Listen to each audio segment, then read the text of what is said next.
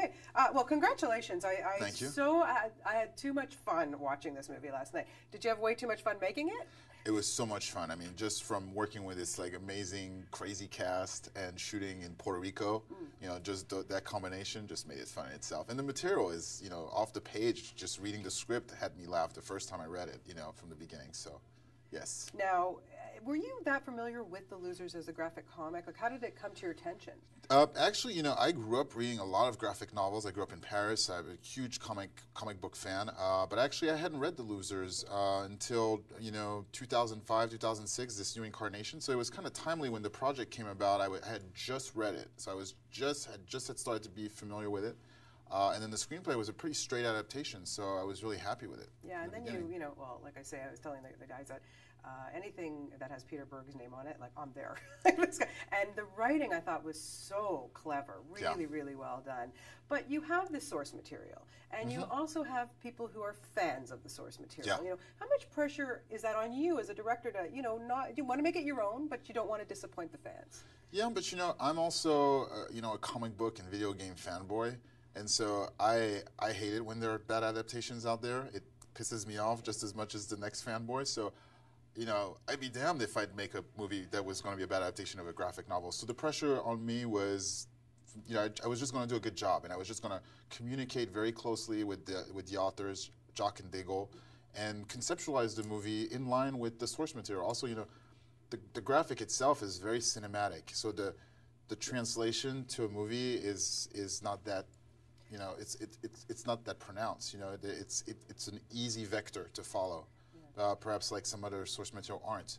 But it was cool. The aesthetic of the graphic novel is so cool. Just the color, the use of colors, and the graphic design that it has. So that I really wanted to bring aesthetically to the movie. And but I'm good, visually. That's something that comes easy to me. Yeah. Yeah. Now, when you looked at the characters in the graphic novel and stuff, were you already thinking actors? Like, did you have these guys in mind? Yes. Well, I had been a fan of Zoe for a long time. She had done a movie called Haven that a friend of mine directed, and and she kind of looks like Aisha. So the second I saw that, that was a pretty clear idea for me. Columbus Short, who was in Stomp the Yard, I instantly saw him as Pooch because he's so approachable. He's such a likable, nice guy that I felt as Pooch, who's the emotional glue of the crew, he would be perfect. Jeffrey was introduced to me by the studio. I met him on Melrose. He showed up on his bike, on his Harley, with his leather, and all the girls were looking. I thought, oh, he's the guy. He had the right energy, Idris I'd wanted to work with for a long time, and Chris Evans is that guy. I mean, he was just so perfect. He had such great comedic timing that I knew he'd be great for Jensen. Yeah, he really was. And I loved, he's just hilarious. How much ad-libbing was allowed on this, by the way? A little bit. I always like to let the actors play a little bit, but, the screenplay was naturally very good, had a great sense of humor. So, but there's some good ad-libs, I think, the Columbus, the Blagaiver joke he came up with. There's different things that spark in the movie that were spontaneous. Those two really played off each other well, Chris and Columbus. Yeah, you should have seen him off the set. You should have seen him in Puerto Rico at the hotel. Crazy.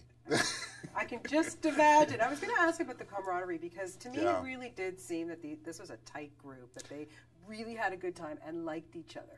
Well, we always talked about how the reality was kind of reflecting the movie because it was the six of them in Puerto Rico having to bond and ultimately after long months of working wanting to come back to the U.S. just like in the movie, and they really bonded together. I mean, we all did, and it was fun. From the first rehearsal that I had with them when they showed up in Puerto Rico, I knew it was going to work. Before that, you never know.